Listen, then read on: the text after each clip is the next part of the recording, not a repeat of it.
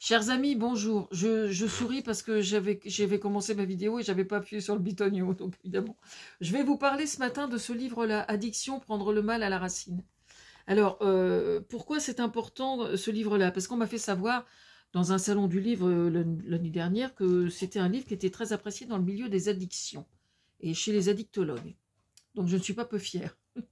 Alors, je vais vous parler notamment du truc, c'est encore dans l'emballage, alors j'aime bien parce que mon éditeur, ils vont rigoler, ils vont dire c'est quand même pas très sérieux.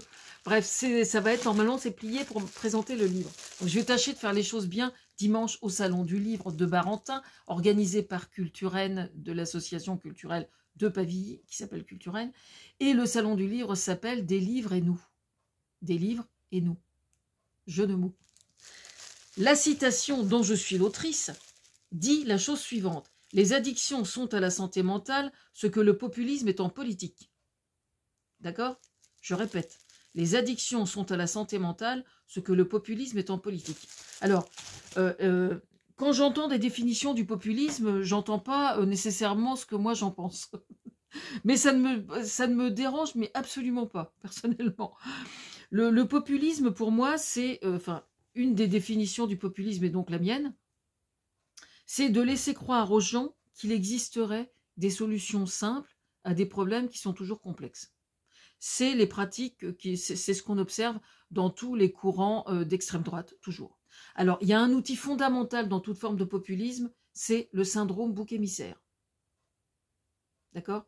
Là, il y a mon chat qui est en train de se pelotonner au pied de ma caméra et j'ai peur qu'il me fasse tomber la caméra. C'est pas grave.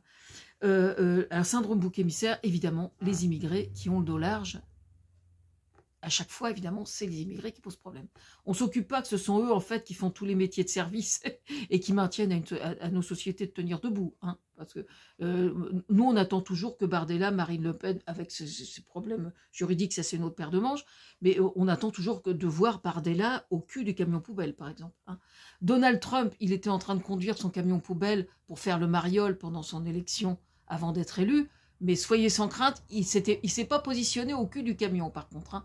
Parce que je le vois bien prendre une poubelle sur la gueule, par contre. Sans problème. Voilà. Donc, le syndrome du bouc émissaire. Il faut toujours qu'il y ait un coupable, désigner un coupable pour que les gens soient contents. D'accord? Ça ne résout absolument rien. Alors, je vous recommande tout particulièrement une émission que je n'ai pas encore trouvé le temps d'aller regarder parce qu'on ne peut pas se lever à 5 h du matin et puis être devant la télé le soir. Avec Élise Lucet hier soir sur les immigrés où toute l'émission est consacrée à ça, ce qu'ils en pensent sur le plan politique, etc., etc. Donc je vais aller voir cette émission, mais je n'ai pas encore eu le temps d'y aller. Mais revenons à Addiction, prendre le mal à la racine. Donc, en quoi est-ce que les addictions sont à la santé mentale ce que le populisme est en politique? Quand quelqu'un prend une drogue, que ce soit de l'alcool ou que ce soit n'importe quoi d'autre, pas tout le temps, pas dans 100% des cas, mais dans plus de 95% des cas, quand quelqu'un prend une drogue, quand il commence, c'est parce qu'il va pas bien. C'est parce qu'il y a un malaise. Et le fait de prendre, de boire un verre, de boire un verre d'alcool, de fumer un joint ou quoi que ce soit, c'est pour calmer une angoisse. C'est-à-dire qu'il essaie de résoudre rapidement quelque chose qui est plus profond et qui est plus grave et plus complexe, toujours. C'est la raison d'être de mon livre.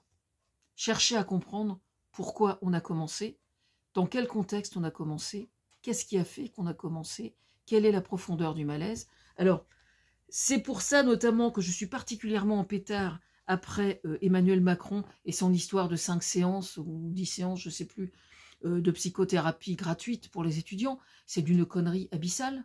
D'une connerie, mais abyssale.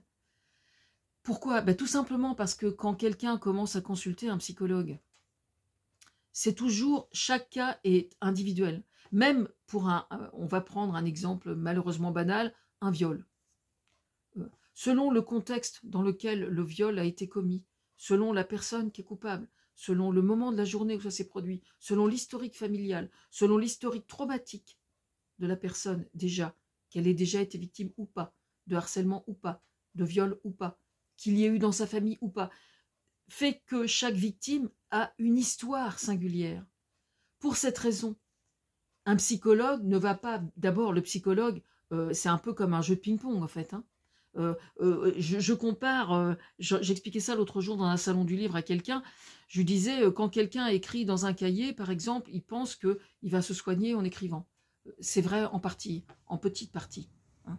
Jamais, au grand jamais, un travail seul, en écriture seule, ne sera équivalent à un travail thérapeutique face à un thérapeute. Absolument jamais. Je compare ça au fait de jouer au ping-pong, par exemple, qui est très à la mode depuis les Jeux Olympiques. On va jouer au ping-pong. Si quelqu'un joue au ping-pong contre un mur, ça ne sera jamais la même chose que s'il joue au ping-pong avec quelqu'un d'autre en face de la table. On est bien d'accord. Eh bien, la psychothérapie, c'est exactement pareil.